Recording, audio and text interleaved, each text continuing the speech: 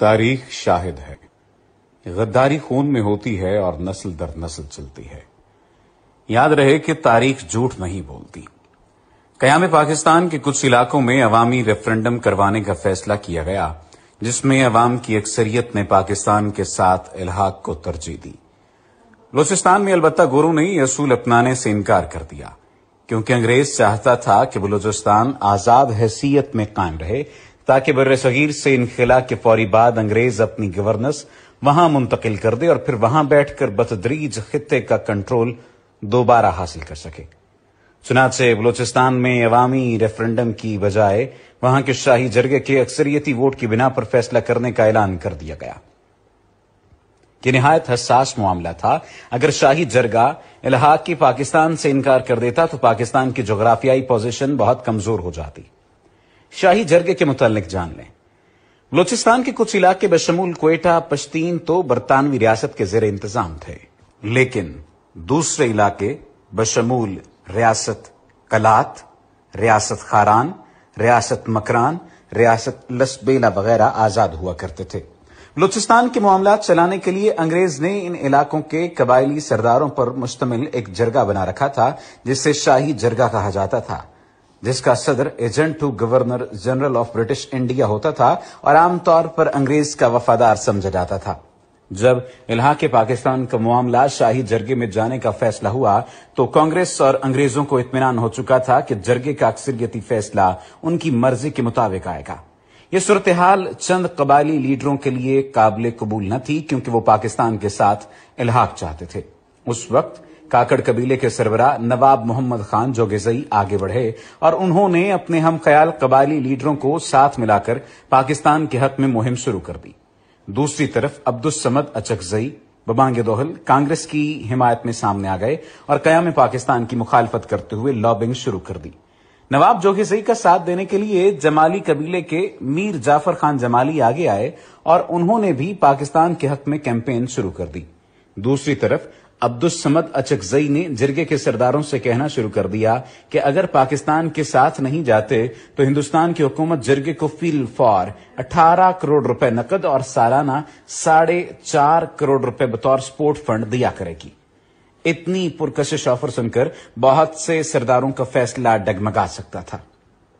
چنانچہ نواب جوگیزئی اور نواب جمالی نے بھرپور کیمپین شروع کی اور ہر سردار کے پاس جا کر قیام پاکستان کے حق میں ووٹ دینے کی سفارش کرنا شروع کر دی۔ جس وقت نواب جوگیزئی، جمالی اور نسیم حجازی جیسے لوگ شاہی جرگے کے اراکین کو پاکستان کے لیے قائل کرنے کی کوشش کر رہے تھے، عین اسی وقت مسلم لیگ بلوچستان کے صوبائی صدر نے شاہی جرگے کے صدر ایجنٹ گورنر جنرل سے اپیل کی کہ شاہی جرگے سے کلات، کاکڑ اور جمالی قبائل کے سرداروں کو نکال دیا جائے۔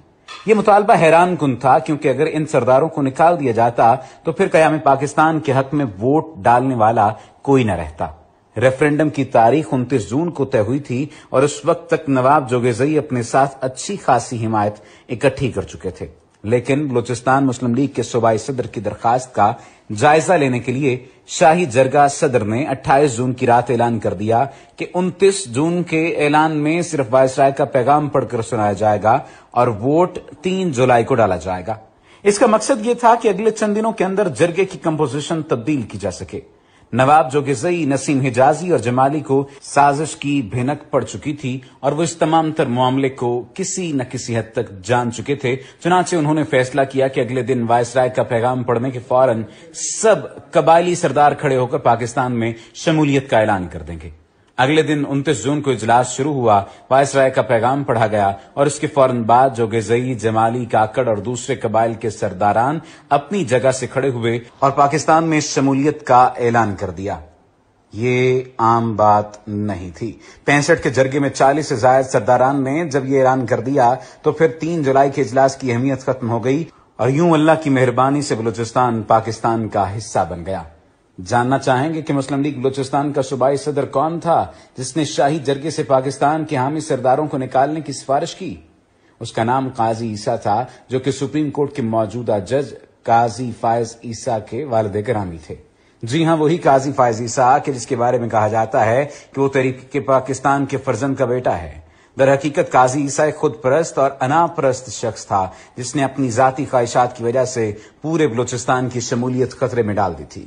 آج اس کے بیٹے نے محض 3 ارب رشوت لے کر ملک کو 500 ارب کا نقصان دیا اور اس سے بڑھ کر ملک کے عدالتی نظام کی ساکھ پر ایسا کالا ٹیکا لگایا جو شاید صدیوں تک مٹ نہ سکے۔ سچ کہتے ہیں غداری خون میں ہوتی ہے۔ اوپر بیان کیے گئے واقعات تاریخ کا حصہ ہیں۔ آخر میں سلام ان بلوچ لیڈرز کو جنہوں نے 1947 میں کروڑوں کی آفرز ٹھکرا کر پاکستان میں شمولیت کا فیصلہ کیا۔ قاضی عیسیٰ ان بلوچ اور پختون لیڈروں کی دھول کے برابر بھی نہیں۔ قیوم نظامی کی کتاب قائد اعظم بحیثیت گورنر جنرل سے اقتباس۔